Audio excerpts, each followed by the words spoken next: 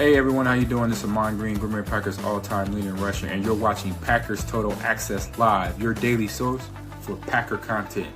Go Pack, go!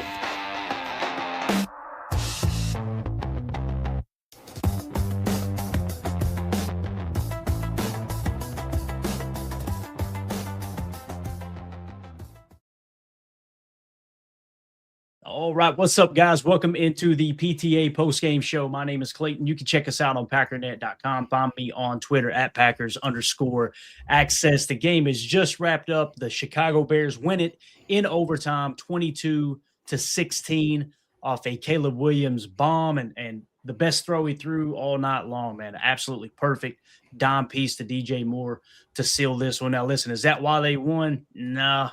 Boy, was this a wild one. We're going to go around the horn, get everybody's initial thoughts. I see the super chats. We're going to start with them after we get everybody's initial thoughts. I will say this. I'm combing through social media. I'm looking at the chat in game, and I'm sure this will surprise everyone. I think my take is much, much different than most people's. Listen at that. Most Packer fans. If you were to tell me you were going to have to play this game without Zach Tom, without Evan Williams. What did I say all week? Without Zach Tom and Evan Williams, you may have to take an L here, boys, but you better not risk those guys getting further hurt as you go into the playoffs, right? So you sit those two guys out. This is going to be a one-score game is the way I'm seeing it. And now during the game, you lose Jordan Love. You lose, we were trying to tally a list there, wasn't we? Jordan Love, Josh Jacobs, Romeo Doubs wasn't available there after in the fourth quarter, right? He went out in the fourth quarter, and obviously he didn't play in overtime. You went down Fitzpatrick. You were literally down to one tight end and one quarterback. And Malik Willis, I don't know how he was able to connect with Jaden Reed with the way he looked on the sideline throwing the football. So if you were to tell me, here's how I feel about this game. If you were to tell me you were going to have to play, as Wendell Ferrer said here on Twitter, without Jordan Love, Micah Parsons, Tucker Kraft, Devontae Wyatt, Elton Jenkins, Zach Tom, Evan Williams, tack on Josh Jacobs, Romeo Doubs, Fitzpatrick, and we've got people that are mind-boggled that we lost this game. I got to be honest with you. I was happy the entire time until I'm not happy with the ending, but I'm sitting there at the end going, how were we winning this game all day? Because the Bears – were this close to being the number one seed, right? Just 2 weeks ago, they're the number one seed. They've won these type of games all year long, right? So yeah, I'm just I think I see it different than a lot of people do. And I've got several chats, Mark. We'll go through them. We'll hit the super chats first. But again, the key statistics here, we always talk about it on this particular program. The middle eight, 3-3. So you push there. Chicago won the turnover differential, to the best of my knowledge, 2-0, unless I'm forgetting something there. So anytime a team wins the turnover battle 2-0, probably going to lose that ball game. I think that's in the 92, 93 percentile, I believe. And Bates, you can double check that if you'd like, Bob. But with that being said, appreciate all the super chats and everything. We'll get to those right off the bat. Let's go around the horn. Jacob, I know there's plenty of fingers to point at plenty of people. You pick one, right? I think this is a loss where you look around, you go, okay, I don't want to steal your thunder, but if Brinson doesn't get that face mask, they're looking at a 4th and 25 from the 50, and we're up by 10, right? If Keyshawn Nixon doesn't get cooked all damn day in coverage, you probably, him just completely dropping that coverage on that touchdown was not the one at the end. I'm talking about it's just like, what are we doing, bub? What are we doing? You think, okay, there's no chance he can throw here? That makes no sense, right? So you can blame it on Romeo Doubs for dropping the onside kick. I see people saying fire Bisaccia, and I'm going, but Rich Bisaccia cannot walk on the field and catch the football. Can't do that. That's against the rules. And I think he's too old, to be honest with you. So, anyway, I'm surprised that we were winning this game pretty much the entirety of the game based off of all of the injuries we had to try to overcome. But with that being said, Jacob, you have the floor, sir. Yeah, and to me, I guess the most egregious would be not just taking the points, the early 3 points that I think would be a gimme here if we had them at the end of the game. It's not even worried about overtime and all that. I think that's probably why the fan base, at least I'll speak for myself, why this one hurt so bad is because with all that stuff that's going on, all the drama, all the miscues, I still felt like we were going to win this game right up until the end when we completely botched the last, 5 minutes of it. Even like, Malik Willis is a freak with his legs. I mean, he can throw the ball like you wouldn't believe. So I just felt comfortable. I thought the team was playing for him. And like you said, I mean, not taking the field goal, stupid penalty, a fumble when you can't afford it. Obviously not taking the onside the way, and then just kind of allowing them to just run over you at the wrong time. It was just insane. And like you said, we had the time of possession. I mean, we were almost doubling them. The amount of plays that we were running, we were almost doubling them, and we were controlling the game somehow. Even with that wind whipping, the craziness that it was, we were kind of, getting some pretty decent balls in the air as well, which was kind of surprising. Yeah, it's just a heartbreaking loss just because we had so many opportunities, and this has been time and time again this year, and it's becoming a pattern that we don't capitalize on the opportunities when they're absolutely given to us on a platter. I don't know, Tim, what are your thoughts? Yeah, I think we let a good football team hang around too long. That's kind of how I'm looking at this. And, we can place blame left and right. There's multiple factors that cost us to lose this ball game. I don't think you can put it on one player or one particular play or one, specific breakdown. We had a lot of things go our way in this game. We actually got a few holding calls. I can't believe that actually happened. But yeah, I think at the end of the day, our offensive line played pretty well. They were run blocking pretty well at points in this game, but ultimately just could not protect our quarterbacks, either one of them, and not taking the points in the first quarter. Yeah, I'm gonna die on that hill. You guys can blame Romeo Doubs all you want for losing this game. This game doesn't go to overtime if you take the 3 points. Matt did it the rest of the game, right? He took the points in sequential drives after that when we couldn't get in. And if we'd have just taken that first one, we probably get out of there 19-16. But tough game. Can't wait to see these guys again in the playoffs. This is going to be a hell of a ride, guys. Season's not over yet. We're still alive. But what a game in primetime, right? Overtime thriller. But you let the Bears hang around, man. You let them hang around too much. I mean, we had what were we up? 2 scores, 10-point lead at one point in this game. Yeah. Cannot let a team like that hang around. They'll make you pay. And obviously, we've got some issues we need to talk about in our secondary, I think, too, when it came down to it. Players got to make plays, and you need your best of your best, at least your best available out there to make plays, and it just didn't happen down the stretch. I was waiting for our defense to just shut the door on them, and it just never happened. Yeah, to me, it was happening until the face mask. The Warren Brinson face mask, it's like that's when things just started to spiral. And again, that's not a shot at Warren Brinson. It's a hell of a play. It's just tough, man. He's trying to tackle the quarterback. He barely hooked the face mask. The rule is the rule, right? Yep. So I'll play this soundbite from Caleb Williams. I got a little bit of respect from him tonight, man. This is what he said after the game. I expected him to be cocky. I expected him to be arrogant. I wish you guys could see. Matter of fact, hell with it. We'll just chance it here. This was him in the post-game interview, and I respect this. This is what he had to say. Demons in a game they had no business winning. Let's go back to Tom with Caleb. Caleb, we just talked to DJ. Take us through what you saw on the pass that won it. Yeah. It's a hell of a player. I want to start out. That's a hell of a team over there, a playoff team. We'll probably see them again. But that's love it. Immediately said DJ Moore's a hell of a player, and that's a hell of a team over there. That's a hell of a team. We'll probably see them in the playoffs. So I tip my cap to Caleb Williams. I think he's maturing. I think he's growing up a little bit, to be honest with you guys, as bad as I hate to say it. He's kind of these last few weeks, he's figured out ways to win ball games all year long. He throws that dot. Guys, that's a big league throw. Put that right on DJ Moore the way he did.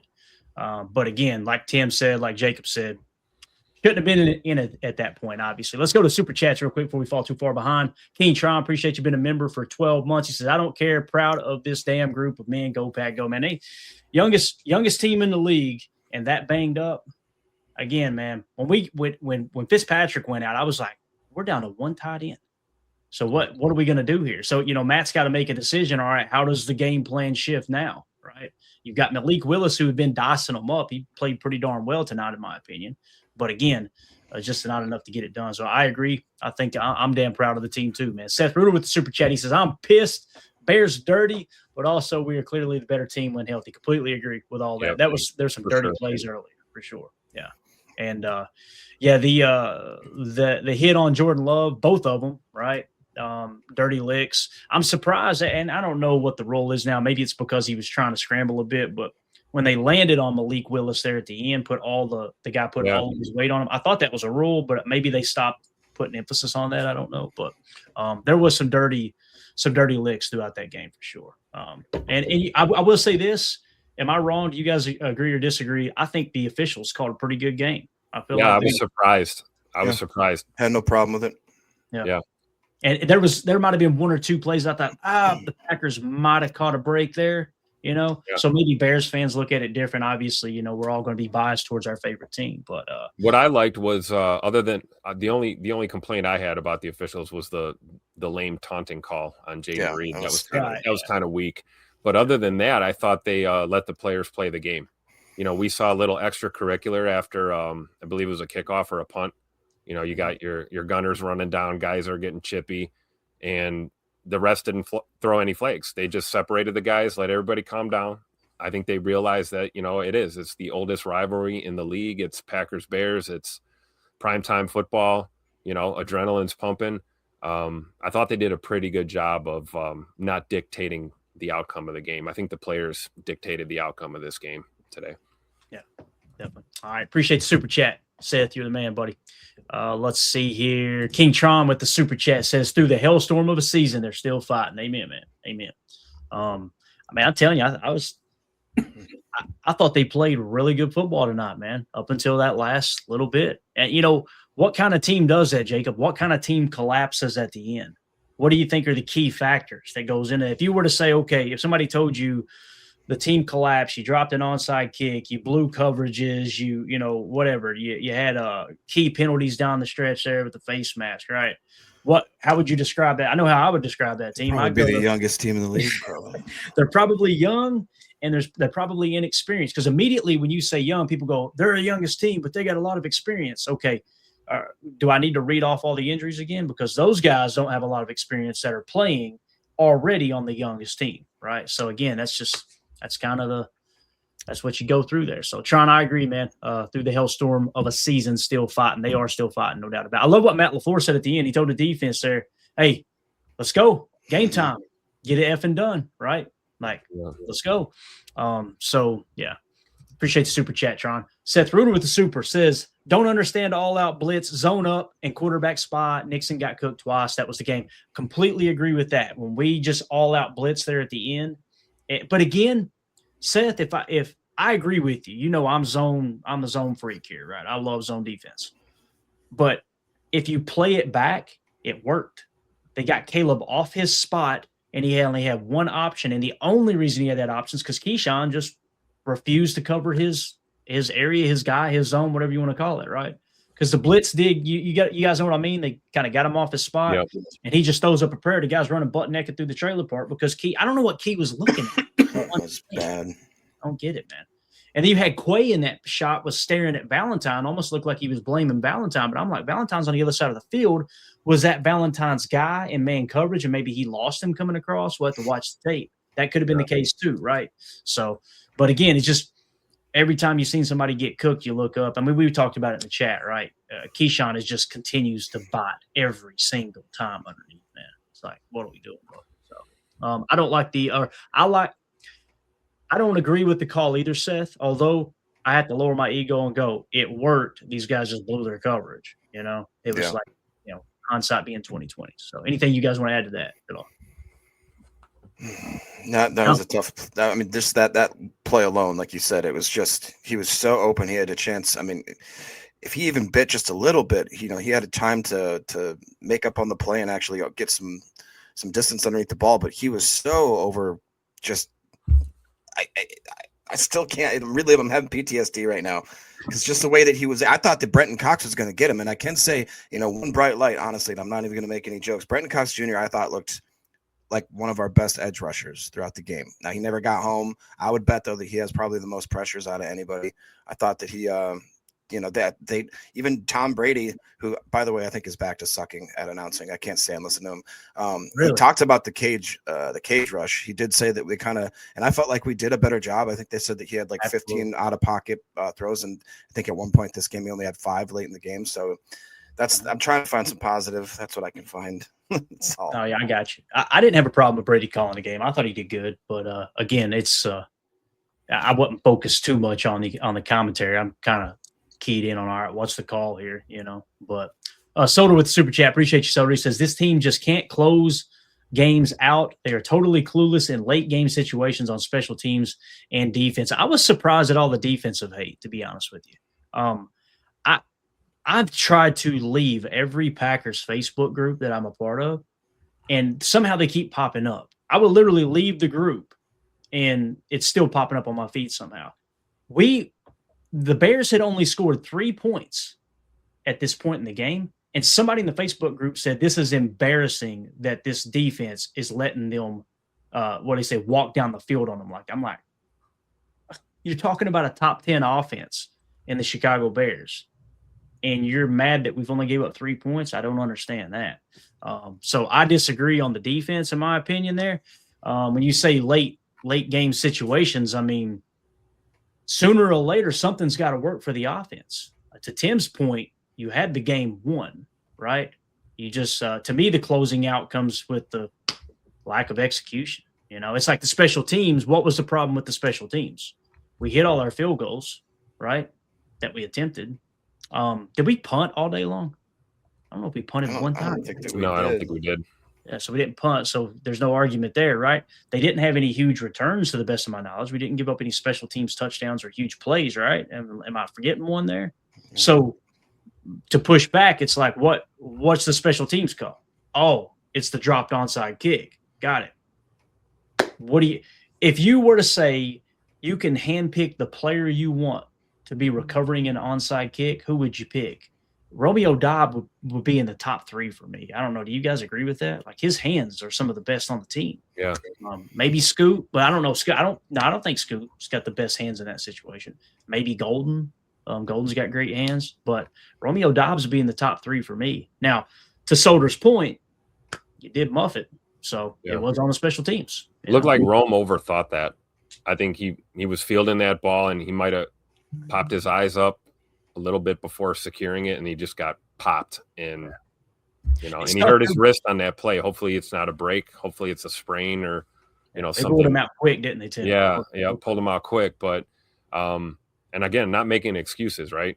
Field the damn ball, fall on it, whatever you got to do. But it looked like one of those things where he might have just overthought it, trying to make a play, bracing for contact a little early, and forgot to secure the ball. I think too, when we look back at it, it looks like you said, Tim, he takes his eyes up, and at the last second, it takes a different hop than he was expecting.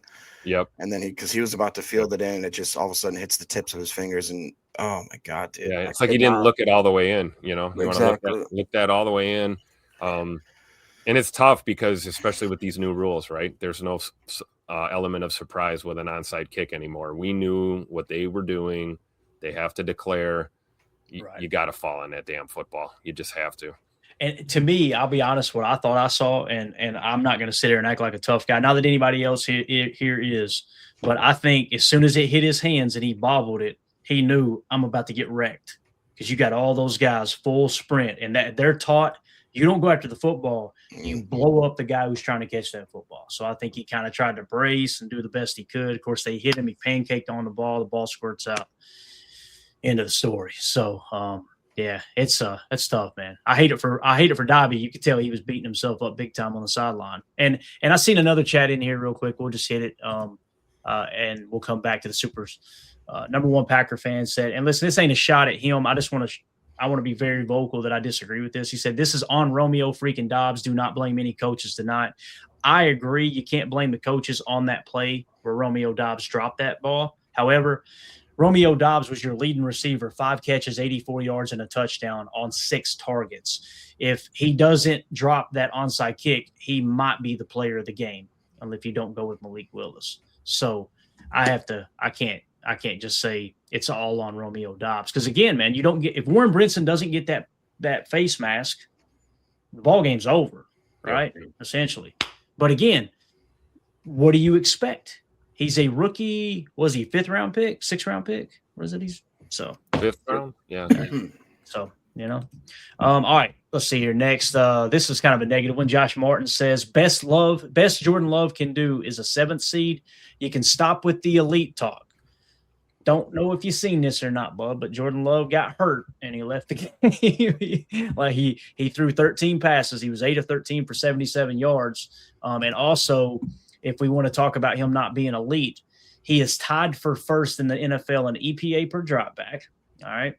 He is, let's see here, 5th in the league in passer rating. This was coming into this game here, obviously. And he's 2nd in PFF grade. No matter what metric you look at, comparing Jordan Love to the other quarterbacks across the league, Jordan Love is elite. Now, if you don't like Jordan Love, just say you don't like Jordan Love. It's cool, Yeah. But you can't be ranked in the top 2, top 3, top 5 of pretty much every important statistical category and not be elite. Now, if you're just saying he don't have that it factor to get the game, to win the ball game, I'm sorry, guys. I love Malik Willis. Malik Willis played great. But if Jordan Love is your is your quarterback the rest of that game, I think you end up hitting on some big shot plays and you end up winning that game probably. It's a whole different. And also, how many times did you guys see Malik Willis can? I don't remember seeing one time. He probably did, but I don't remember. A couple.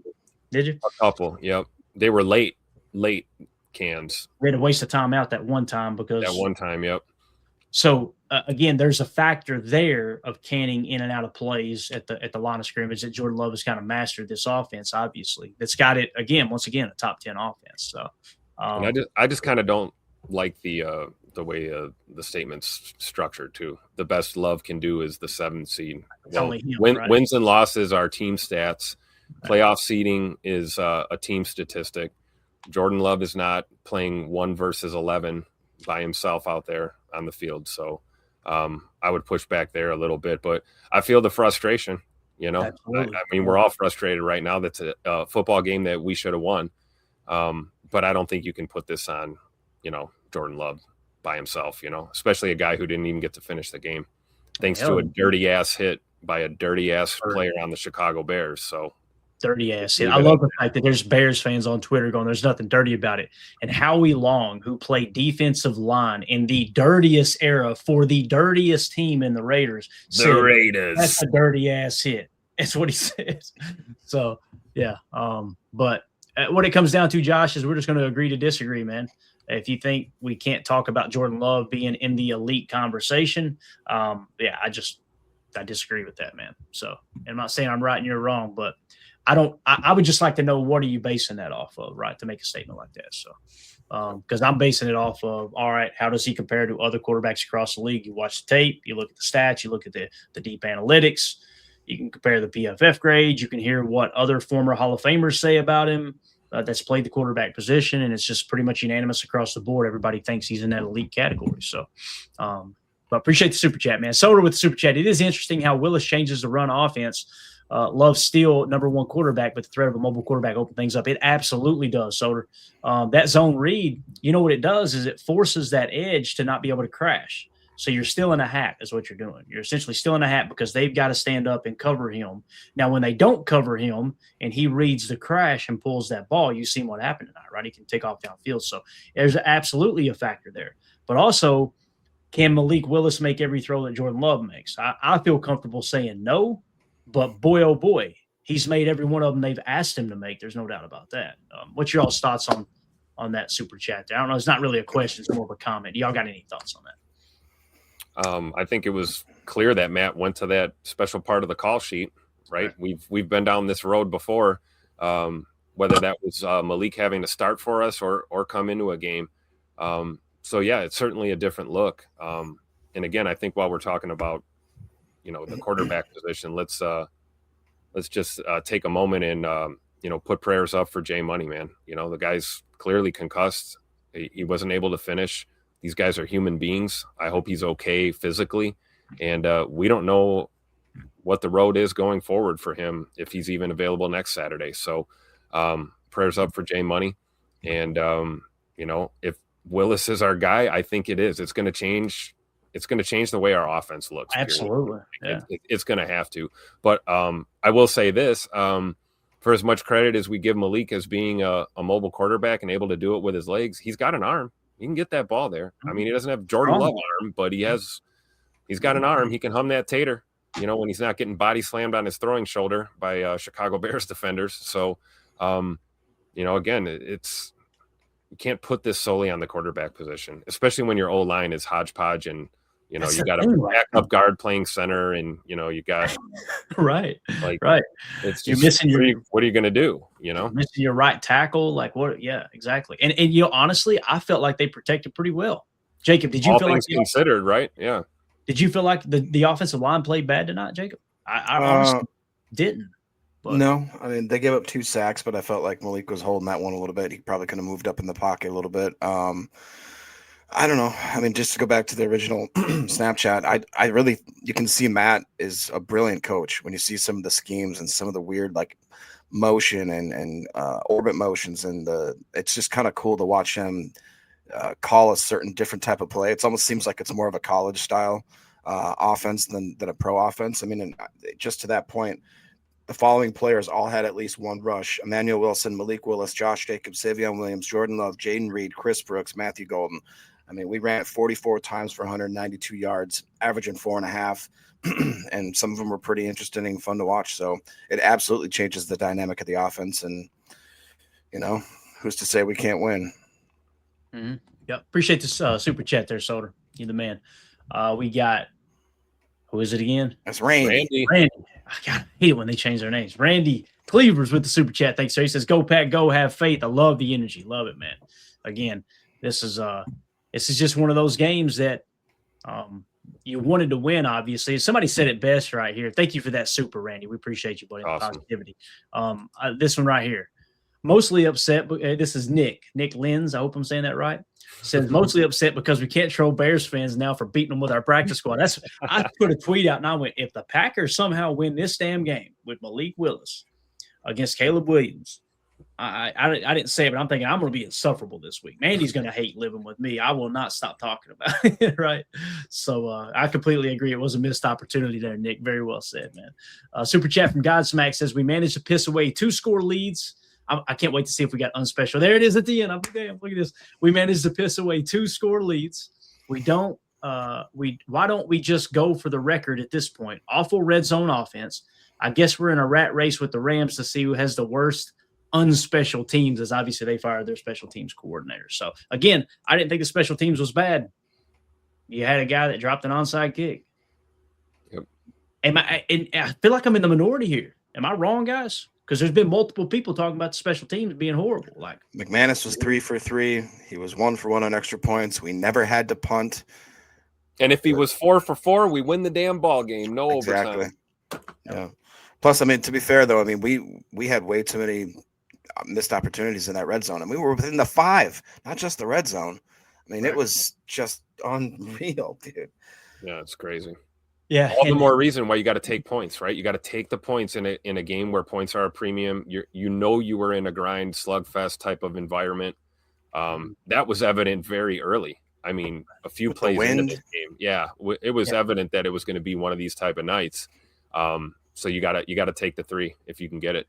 Yeah, I'm trying to think when that was too that we passed up on the field goal, where we turned it over on down. Was that the opening drive? That was the opening drive. Yeah, correct. We had it down to Chicago 7. It was a 4th and 1, and we ended up passing on that play, which I have more problem with the call there. Like if you can't get a yard on the ground, you don't deserve to win. It's kind of how I see that, right? But we pulled out the old read option with Malik Willis. That worked for us. I believe that was a 3rd or 4th and short. Yeah. Later in the game, it would have been nice to see that a few times in the red zone, maybe a little earlier. Yeah. So again, thank you for the super chat, Godsmack. I knew the unspecial teams would come back sooner or later, but I just didn't. Again, yes, Romeo Dobbs dropped the onside kick. That was the only bad special teams play I've seen all day. So appreciate the super chat, man. Justin Curry with the super says, but why is it always Nixon? Just bench him. I mean, this is that he can block moment on the podcast, right? I don't have anything good to say, Justin. You know, I agree with you, man. He bites too much. He constantly bites on underneath stuff and gets cooked over the top, and it happens. Now, I say it happens every single week. 2 weeks ago, he got the game-winning interception, right? But I think I agree with Justin here. Jacob, how do you feel about that, man? Do you I don't know if he's being serious or not, saying just bench him. I'm assuming he is. If you bench him, then that means who do you put in his place? Kamal Hadden. Yeah, it'd be Kamal Hadden. So do we feel better about Kamal Hadden over Keyshawn Nixon? That becomes the question. I don't know. Maybe, right? You see a little bit more of it. I do know this. I think Kamal Hadden might make mental mistakes, but he won't make mental mistakes like, hell with the scheme's calling for. I'm just going to go jump this route. So, yeah, in that sense, Tim, I think I'm with you, man. I think I'm with you. Jacob, how do you feel about it, man? You ready to rake Keyshawn over the coals here on the post-game show, sir? You know what's weird is my relationship with Nixon has been, because when we first got him, I was very hard on him.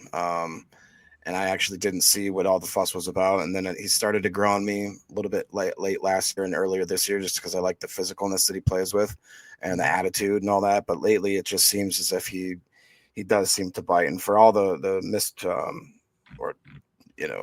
catches he's allowed and everything, his stat line today: 1 tackle, no pass deflections, no assisted tackles, nothing. It was just he has 1 tackle to show for it after that performance, and it just, to me, is lackluster. And like you said, just seems to bite on too much like gimmicky stuff and then he's just wide open. I mean, that play was unacceptable in so many different ways. And we gave the Bears their absolute, like, they're going to talk about this for years, dude. They're going to talk about it for years. Remember that time we beat Malik Willis? So yeah. And then Emmanuel Wilson with their basically ragtag offensive line. And when they had that literally one tight end. Literally one tight end left on the field. That's wild, man. Hey, y'all got Mercedes Lewis phone number? Yeah, call up Jared Cook. Goody real quick. See what he's up to. I want to see what Tom Crabtree's into nowadays. You know what I'm saying? Right. Let's turn dude. Tell him, hey, listen, you got to forfeit a couple Social Security checks, but we need you out here, bub. You know what I mean? We can bust up my Robert Tonyan helmet, give him a call. On Bobby T. Oh man, appreciate the super chat there, Justin. Again, man, it's tough, man. Nixon, he's got some cheap plays out there, man. That shot he took on DJ Moore. Yeah, dude, he's gonna get fined for that, I bet. Oh yeah, yeah. I didn't like that, and I know there's some fans who are like, yeah, that's pretty. And I know they hurt. I know they hurt Jordan Love, and it was a dirty play, and I can understand an eye for an eye and all that, but. How many times are you going to do that stupid? I'm just going to say, how many times are you going to do that stupid shit? Yep. How many times are we going to do it? We're lucky we didn't get flagged there. There's an example of what you were talking about earlier that we might have got the benefit there. Yeah, that was crazy. Yeah, and also the play at the end, the game winner. That should have been PI. Yeah, that was PI. He was draped all over him. Yeah. So if you're going to get called for PI, at least break the pass up, right? Obviously, they didn't call PI because the ball game's over. He caught it, but I have a feeling if it fell incompletely, it would have called PI. But I don't know. It's just tough, man. It's getting more difficult to defend him, man. It really is. And again, you had that game-winning interception just 2 weeks ago where he covered Evan Williams' spot. That's another thing too. If Evan Williams is in this game, I don't think the Bears score 22. I feel like the defense played really, really good today. Really good. I thought Nate Hobbs was a bright spot too. I thought we got a good game out of Nate Hobbs in the slot. I thought the same about Bullard. I thought Bullard played pretty good, having to go back to safety, which we haven't seen in, it seems like, over a year that he's had to play that deep in this defense. So those were a couple of bright spots, I think. I mean, we can talk about, K9 and, CV had a couple of busted coverages today too. Some plays he probably would have liked to get back, but it's not all is not lost with that secondary, guys. I thought we got a good performance out of Hobbs and Bullard today, and McKinney for that matter. Yeah, appreciate the super chat, Justin. Appreciate it, man. Howling Whataburger with the super. Thank you so much. The profile always creeps me out a little bit. Ain't gonna lie, I still don't know what that's from. But Dobbs has made some of the best strong-handed catches on this crew over the past 2 years. Rome's going to have some cruel comments coming his way, and he doesn't deserve it. I agree, Alan. I agree. Again, man, it's a tough play. It's a play he gets paid to make. right? Catching that onside kick. And I just can't think of another player that I would go, no, put that guy out there instead of Romeo if you got to field an onside kick. I just feel like Romeo is the dude to make that play, and he didn't make that play. It's just that simple. And again, in the receiving game, I remember at one point I said out loud early in the first half, thank God Romeo Doubs is playing in this game, because it felt like he was the one that was making every crucial play in the passing game, right? So, I think that's very well said, Whataburger. Anything you guys want to add to that? I agree. No. I mean, you can't crucify a guy for one mistake. I mean, it happens. It's football, and you're not going to throw away everything that he brings to the table.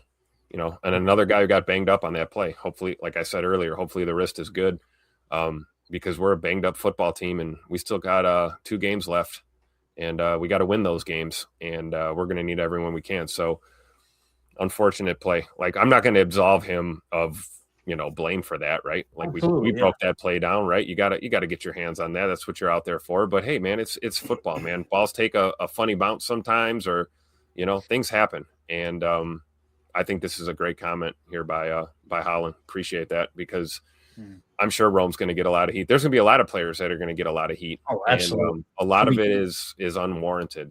It's one thing to be down on a guy, but that should be temporary, right? We always talk about how we like our defensive backs to be, right? We want them to have short memories.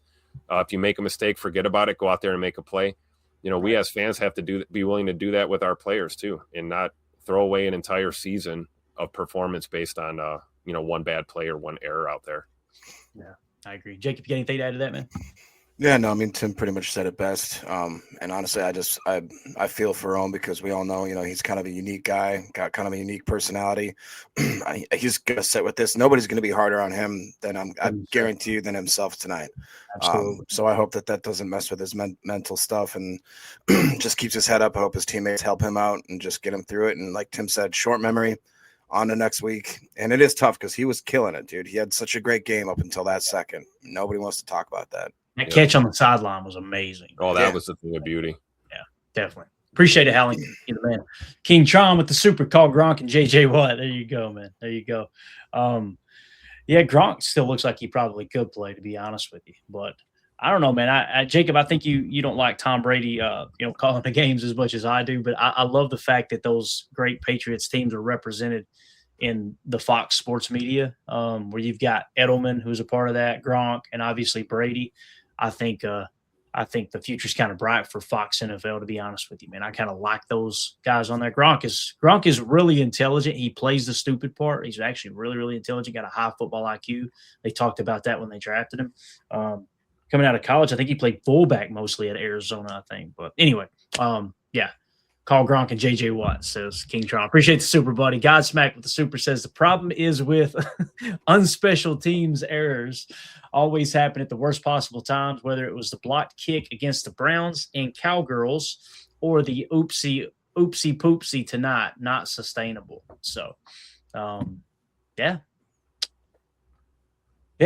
Anything you guys want to add to that? On special teams leading the way here tonight. I didn't expect it to go in this direction. I thought. It's fair. It's fair. I mean, I'm not going to dispute that. It's fair to make that statement. But again, like, we execute a little better. We're not in a situation where we're dealing with an onside kick in this game. And to his credit, he's not saying it's the special teams coaches here, right? He's saying he's just talking about the error. Yeah, it's what it is, right? Yeah. So appreciate the super, Godsmack. All right, maybe that's what we're saying. Let's not put ourselves in a position where we need a special teams play to save the game for us. Right. Yeah, that's it. And it's like the whole Warren Brinson thing. The thing that I keep going back to the Brinson play, it bothers me the most, because we've talked about him being able to pressure the quarterback, right? That's something that pops on tape with him. And it's like, holy, we might have something there in a late round pick that can really get after the quarterback on the interior. And he made a great play in a crucial moment in a crucial game. And because his freaking middle finger gets hung on the face mask, it's all wiped away. That's the stuff that drives me crazy, man. It's just like, Yeah, that was definitely inadvertent. That wasn't an intentional. Oh, absolutely. It was just a fluke thing that happened. But you're right. I mean, rule's the rule, right? Yeah, definitely. And Jacob, we talked about the over-under for Musgrave in this game. He went over pretty early, didn't he? He had 3 targets, 3 catches, 38 yards. I thought that was a bright spot. He was the second the second most productive receiver on the night. The big thing that's not getting talked about is Christian Watson was targeted 6 times. He only had 2 catches for 17 yards. It's like he's made a lot of plays here lately. So now he gets the pass now. Romeo Dobbs is the reason we lost this game. Okay, Romeo was our leading receiver. So what do you do, right? But anything you guys want to hit specifically before we move along? I got something I want to cover from the 2010 Packers, but you guys, anything else that you got? Donovan Schilling sums it up best. He says, "I'm sad, Chad." So there you go. We all are, sir. We all. Yeah. No, just to Tim's point, our boy Quay Walker finished with 14 total tackles. Number 2 was Bullard with 10. Number 3 was Nate Hobbs with 6. Quay had a tackle for loss, so did Hobbs. Those guys played hard. Quay had a pass breakup, so did Bullard. So, I mean, a couple guys were playing their butts off. I felt like the whole team was playing their butts off. That was the most unfortunate series of events I have to laugh. Like, it was just, it was unreal. My little brother, who's the most pessimistic fan, he was just getting rage baited. I think God was just playing a joke on him tonight and wanted to see how much they can make him spaz out, because he was just full spaz, and he had every right to be, I guess. That was just, again, I had to laugh. I'm glad you brought up Quay. Stars. I'm glad you brought up Quay, because I thought after what we saw, last week in Denver, I thought this was an improvement from Quay. Yeah, for sure. Definitely. All right. So the 2010 Packers, right? Another something that happened that year that I want to just hit real quick. Notice down here at week 13 and 14, they lost 2 games in a row. They lost to Detroit 7-3. All right. And they lost to New England 31-17. Then after that, they won the last 2 games of the season and obviously go on the playoff run and win the whole thing. Just once again, something else lining up with that 2010 season. We talked about that, the age of Jordan Love, how long he's been in the league compared to Aaron Rodgers when he won his first Super Bowl and this and that. It's just wild how things just continue to line up. I looked at it, I was like, what happened in 2010? They lose 2 in a row. Yes, they did. And it was late in the season. It was at the same point in the season. Obviously, we're playing more games now, right? We played one more game, but essentially it happened almost at the same spot there, right? Where you lose 2 in a row, and then you had 2 more games left the rest of the regular season. It's pretty wild to think about. So, it is. I'm pretty sure this is true as well. Somebody else pointed that out on Twitter.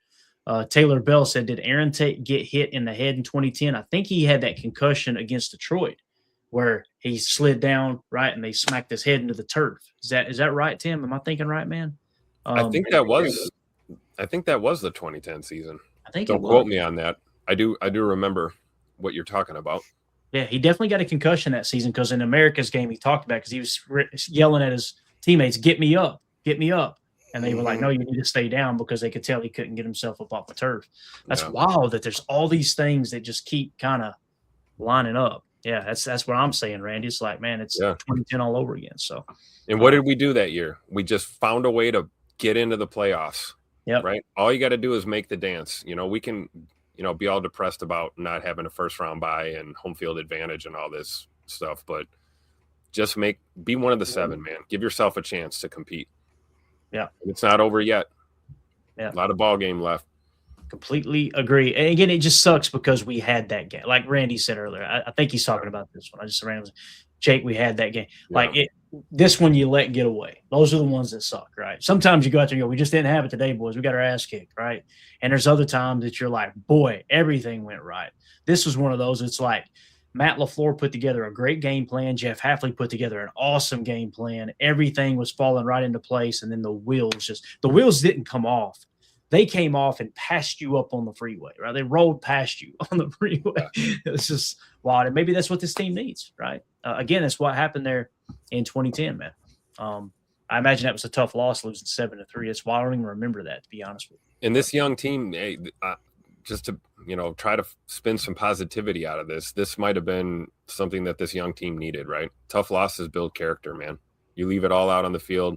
Everyone's banged up. You're trying to pick each other up. You had this one and it got away from you. It should build character down the stretch for this young football team, I believe. Look at that. So it was that week 14. Aaron Rodgers had a concussion. Thank you, Bates. Had a concussion in week 5 and another one in week 14. That is wild that just continues to. So again, it happened in week 14, right? And then they win 15 and 16, and they go on and run the table in the playoffs and win the Super Bowl. If that happens, boys, that's some creepy stuff. We will confirm we live in a simulation, right? Jacob, get your tinfoil hat out, my man. I like Be that watching that injury report like a hawk this week, right? Hopefully Jordan clears the protocol. Like, we don't know, right? You're going to have to hit control minimize to see the whole damn thing. My goodness, man. That thing is long. Shut up, Jacob. So, there you go. I think we got all the super chats in, right? You guys correct me if I'm wrong. If you see another one, let me know.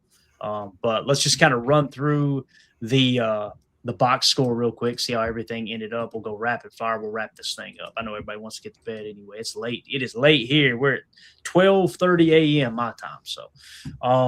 So Malik Willis has finished the day at 9 of 11 for 121 yards passing, 1 touchdown, no picks. Solid day at the office there for Malik. He did take 2 sacks, obviously. Jordan Love, when he left the game, he was 8 of 13 for 77 yards. You're still kind of filling the game plan out, filling out what they're doing on defense. I thought they started strong on defense. They came out stopping the run really, really well. And I think they kind of made an adjustment down the stretch. And obviously we capitalized on it. So Emmanuel Wilson led the way, 14 carries, 82 yards. Malik Willis had 10 carries for 44 yards. That's wild. I didn't realize he ran the ball 10 times. Did you guys realize that? Oh, yeah. Couple scrambles, couple of design runs, too. Like I said, that busted out the old read option. That was a nice play. But, yeah, I mean, it shouldn't surprise us, right? We know what Malik can do with his feet. But, it's like you almost don't realize he carried the ball 10 times. It's crazy. Right, yeah. And then we've got Josh Jacobs, 12 carries for 36 yards, a long of 7. Now, when he left, I imagine it was the knee. Did we hear anything? Was it definitely confirmed the knee or no? I'll go comb through Packers news here in a minute because that's what we talked about. We were worried about, right, is if you play players in this game rather than let them heal up, then you're worried about, okay, are they – now what happens – let me just use this as an example. And, again, we don't know for sure yet, but let's say that it was the knee for Josh Jacobs, right? And now he can't play against Baltimore. Okay. Well, now you lost this game to the Bears and you lost him for possibly the remainder of the regular season, trying to get him back for the playoffs. If you don't have Josh Jacobs against Baltimore and Minnesota, who's to say you win both those games and make it to the playoffs? So now you've put yourself in an odd spot. Right now they went that route, obviously, with Zach Tom and Evan Williams. I think it was more of they were forced to do that. And Josh Jacobs to defend Matt LaFleur for a second and the training staff, Josh Jacobs was very vocal this week going, Matt continuously tries to keep me out of the game, and he's pushing back on him, right? So, I'll comb through real quick. What you guys got any thoughts on that in terms of him potentially being out, for a significant amount of time here? To be honest, I hope it is the knee. I hope it's not something new, Right. That fumble was tough. He got wrapped up and hit pretty hard. You hope it's not a new injury. But I'm with you, Clay. That's a tough go. You want to put your guys out there. Your guys want to be out there. But down the stretch, if he's going to miss more time, it's tough. And I think that's why they pulled him out, right? He was probably on a snap count, and he gave it his all for as long as he could, and it was time to just, turn him off for the day, I guess. Agreed. Jacob, you got anything there, Bo? Yeah, I mean, that's kind of what we said at the beginning in the pregame show, is that we need to have these guys trust the coaches and the staff enough to tell them. It looked like he called himself out. I don't remember exactly which play, and it just felt like he never really came back in after that. And props to him, like to Tim's point. I mean, I want these guys to know their limits, especially if there's a chance to get them as we hopefully fire up towards the end of the season and into the off season. But yeah, that's tough to see. I just wish the way that Wilson was running, I almost wish that we would have just kept with him from the start and just give Jacobs another game. You know what I mean? Just to try to get healthy there. I see Jack in the chat saying, did Jacobs come out of the game when Love went out? Because Jacobs is our emergency third quarterback. That's actually a really good question. When you're down QB1, QB2's getting banged up, who's your emergency option? Do we know who that is? Is it Savion Williams? It's probably either Savion or, yeah. You talking about quarterback, Tim? I was quarterback. Yeah. Is it John? I remember the emergency used to be John Kuhn back in the day, and then it was Randall Cobb back in the day for a while. I'm wondering who that guy is now. Is it Savion Williams? Let me tell you something, boys. I watch Kentucky football. I never wanted Aaron Rodgers to come out of the game, but I thought these Packer fans have no clue what they're going to get if Randall Cobb goes in at quarterback. It was electric at Kentucky. That dude was unbelievable playing quarterback. But, yeah, I thought Savion too, Tim. I really did. Because coming out of high school. Some of that Wildcat look at TCU, right? Mm-hmm. Played a little quarterback. Yeah. I think he played quarterback in high school. He was recruited as a quarterback, and then they switched him to wide receiver when he got to college, I believe, too, if I remember correctly. So nice. It's an interesting conversation. I want to throw this out here real quick. So Keyshawn Nixon, right? This is Wendell Ferrer on Twitter. Keyshawn Nixon's passer rating allowed when targeted against the Broncos, 158.3. It's a perfect passer rating, all right? Versus the Bears, 135.4. Now, I want to tip my cap to Nate Hobbs because Matt Schneidman tweeted out, Keyshawn Nixon was ready to speak to reporters when Nate Hobbs stepped in front of him and shooed us all away and said, go to the other end of the locker room. Hobbs spoke instead after tonight's loss. So he literally shielded Keyshawn Nixon from the media tonight. That's pretty damn cool. I ain't going to lie, man. That's just a teammate helping out a teammate, man. This team's going to rally around each other, man. That's what they're going to do. And again, I hope Matt LaFleur told him he was damn proud of him tonight because that team, you fought and you clawed and you were that banged up and you take it right down to the wire. Yeah, I think this is one of those going to build character. Another person taking responsibility here. Matt Schneidman tweeted out Romeo Dobbs on his botched onside kick. All right, little language here, earmuff it. He said, quote, shit, I missed it. That's just this game, bro. I repped that shit all week. And yeah, bro, somebody got to be responsible, and I'm willing to take on 1,000% of it. So there you go. He knows he screwed up, boys. Knows he screwed up. Can you correct me if I'm wrong? Because there's a Fox NFL post from about 7 minutes ago saying that the Bears can stay on top of the NFC North after their comeback win against the Packers if they win out. It shows then they go on that they have to play the Niners and the Lions. Mm-hmm. So in theory, if they were to drop both of those games and we went out, would we still have an off chance to still win the division? Because we have the tie, right? So this didn't clinch the division tonight by no stretch of the imagination. Let's walk through it real quick. You want to? Yeah. We'll end the show with that. Matter of fact, hopefully we get some help tomorrow from the Pittsburgh Steelers and Aaron Rodgers against the Detroit Lions. That would be nice, right, boys? Be awesome. That would be nice. So everything should be up to date here. Let's just hit refresh one time. So the Bears are the 2 seed. Packers are the 7 seed currently. Jacob, that's how we're sitting right now. That's before this weekend. So you're asking simply from the North, right? In NFC North. Okay. So let's say the Lions win tomorrow. Okay, over the Steelers, and I'm with you, Tim. I hope they don't. Right. Let's say that happens. Let's go to Week 17, and then we play Baltimore. Right. So if the Bears lose to the Niners, they're still in first place. If we beat Baltimore, we're still the 7th seed, okay? So now let's say the Lions win 2 just to kind of keep them in the hunt, make sure we're covering all the bases. Go to Week 18. Let's say the Bears lose to the Lions, right? Now the Packers are in first place before we play our game. Now if we lose to the Vikings, the Bears will win it and we're out of the playoffs. Okay? Now if the Packers win it, we're the number 2 seed.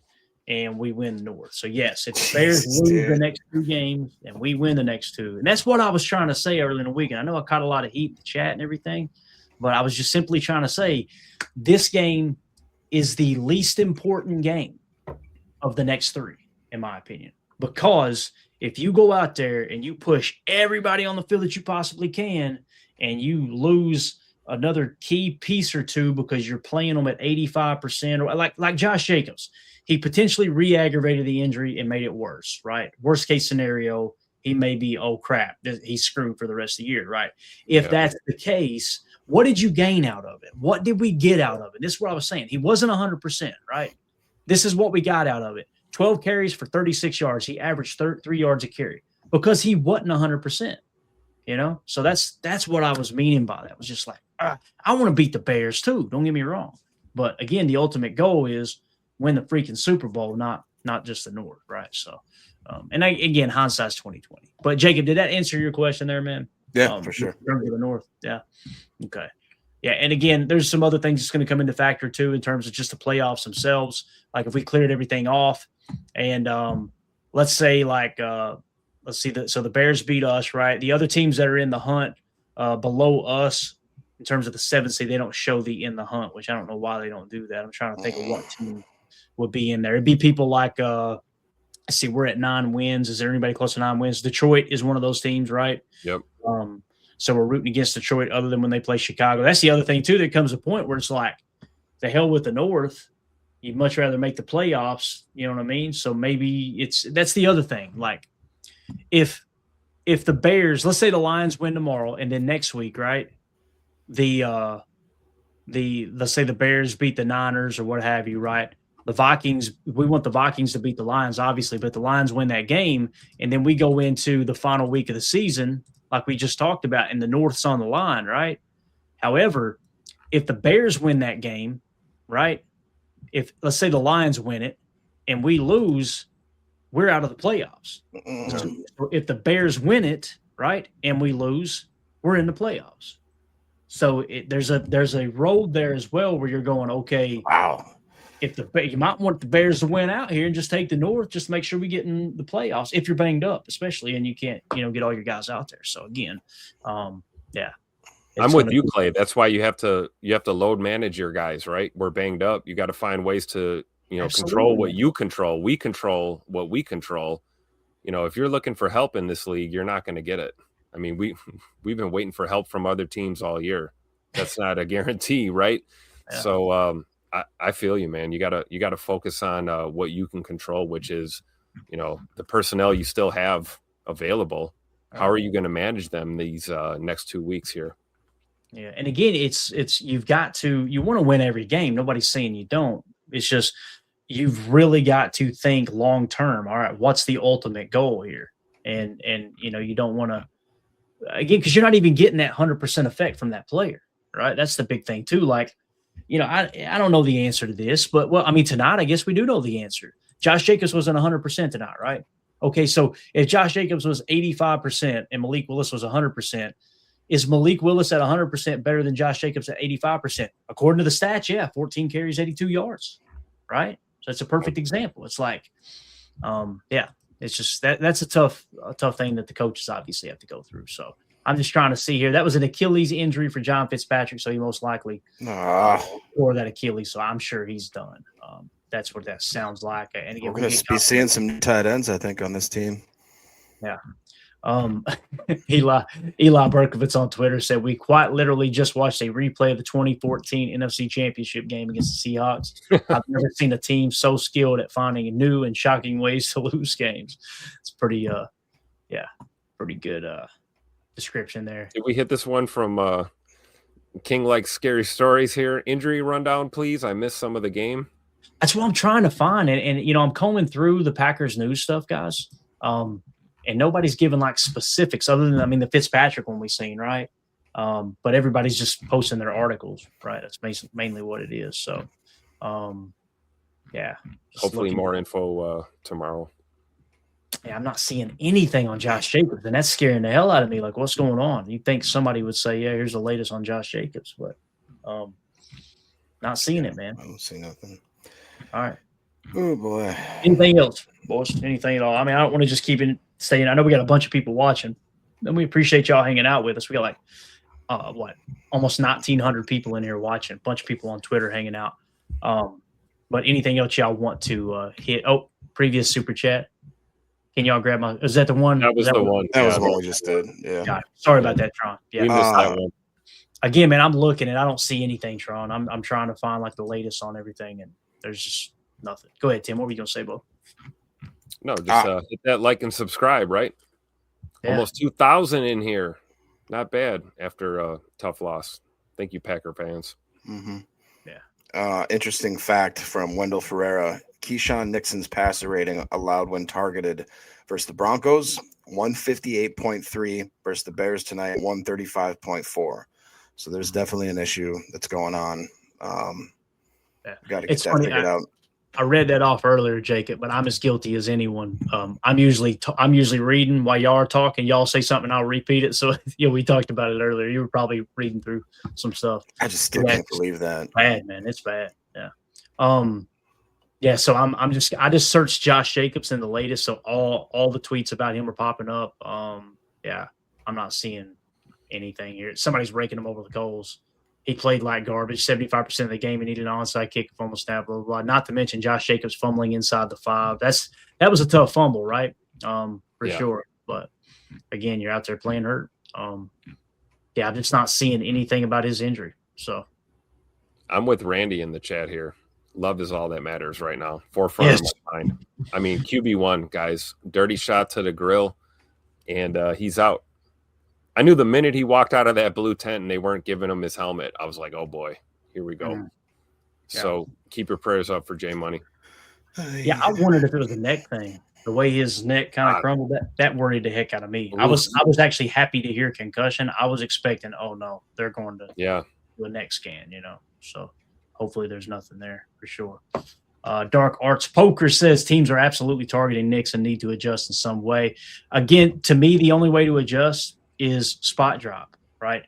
When you're playing match coverage or man coverage, he just bites. Now, if you're playing spot drop, he's going to have so much depth that he can't bite, right? There's no benefit to bite on those underneath double moves and all that stuff. But the problem with that is them fans, not you, Dark Arts, but fans will be like, oh, Joe Barry's back. We're just playing soft coverage, So it's damned if you do and damned if you don't there. But yeah, it's definitely 100% on key, man. He's too aggressive. And it'd be different if you had 6 picks, right? 4 picks, right? But you're not getting, So, yeah. All right. Jacob, anything else, man? Did we miss anything else, dude? No, I can't see anything else. Like you said, nothing on Jacobs whatsoever. So I think we'll probably find something, more information out tomorrow. Yeah, absolutely. And again, I hate that it's so doom and gloom in here. We always try to be positive. We always try to be upbeat and have a good time, but everybody's exhausted. It don't help that it's so late too. It's like, golly, man, these games. It's the last thing I said to Mandy. I grabbed my water and I went to close the door to come up here to the studio. And I said, can't believe I stayed up this late for this crap. Shut the door. It's the last thing I said to her. So, yeah. Let's see here. Derek Fielder says, why was 94 allowed to continue after that hit? I don't think they eject players for those type of hits. If he's talking about the hit on Love, right? Was it 94 that hit him? I would imagine. Yeah. Derek, I know in college they've got a targeting system, right? They take it really, really serious in college, where they'll actually go to the booth and review it. And if they feel like it was intentional, like, hey, he was really trying to hurt him, leave him with the helmet, they'll eject him. But the NFL, I don't think we have that there. So, to the best of my knowledge. But, yeah. J. Cole says 12 a.m., almost 1 a.m. Clayton. Yeah, it's we're about to crack 1 a.m. over here. So but we don't have to get late. It's just early, right? That's right. It's getting what do they say? It's getting late early. Or it's getting yeah. You don't eat where you crap or crap where you eat. The smell is bad. What was that? I think that what Zohan said. You ever watch the Zohan? Oh, Jake. I remember that. Right. I remember that one. Wait, Clayton, you finally got Jacob stumped on a movie? Yeah, this is where I go, Jacob. Oh my God. That's that stupid Adam Sandler movie, right? Can you believe this guy? He hasn't seen a movie that I've seen. This is crazy. So okay, the Zohan's different than Ferris Bueller's Day Off, bro. Come on. I think you would like Zohan. I love Adam Sandler movies. I just never got around to that one. I watched it once or twice and was like, this is the stupidest thing I've ever seen. And then it was like the third time I went, oh, now I get it. And it's hilarious, dude. That's how I was with Zoolander. I didn't get it the first couple times.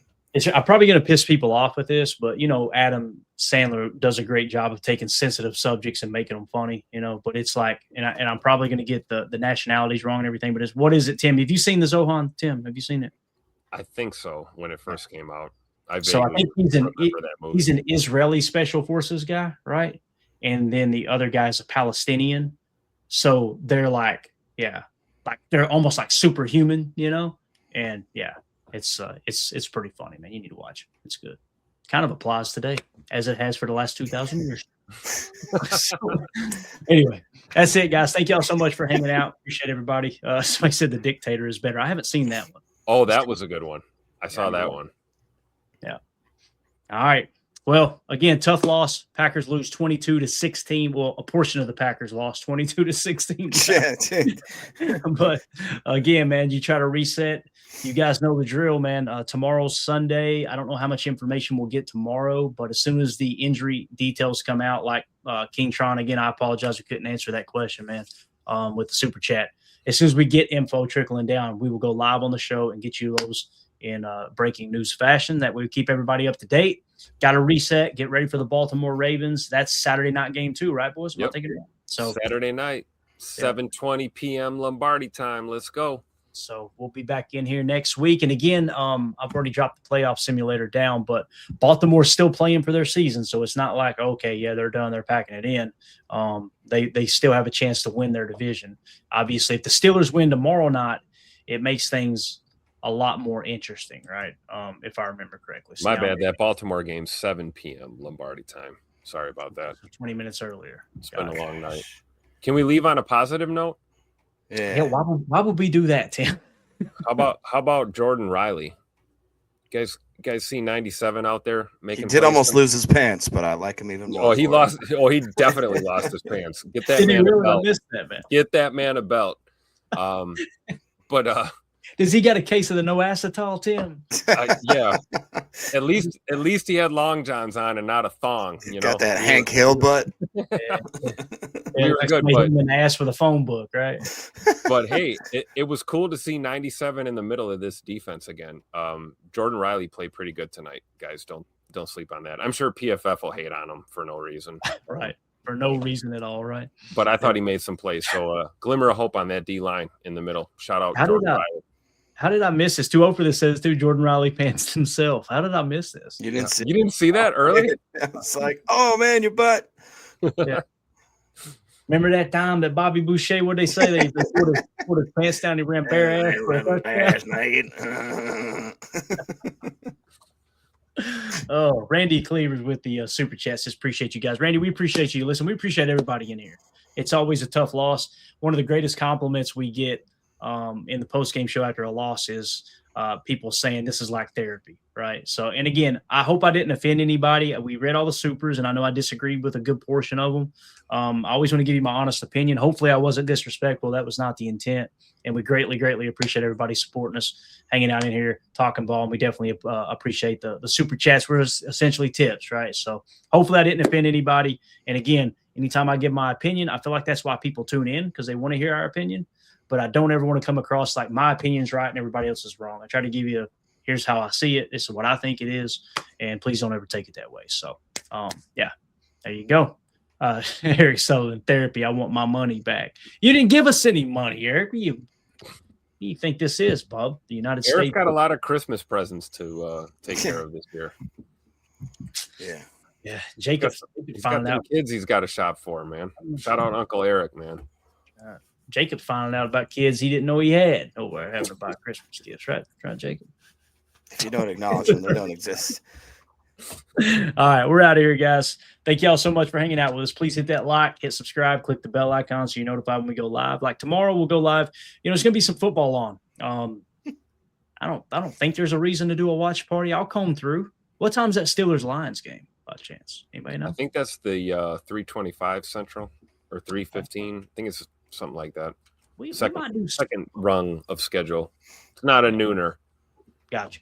We might do something like that. We may go live in the second half and do like a show and just kind of give you guys the updates. I don't know. We'll see what happens, man. Bates has got it. 4:25 Eastern. There you go. Yeah. All right. Good deal. Thanks, everybody. Y'all have a wonderful evening. We'll see y'all tomorrow. Hit that like on the way out. Tim, Jake, appreciate y'all staying up late, man, doing this. So everybody have a wonderful baby. We're still alive. That's right, man. That's right. We will reset, come back stronger next week, hopefully. If we have enough players on the roster, we'll see how things go. Everybody have a good night. Bye. Here we go. Nice. Bye, guys.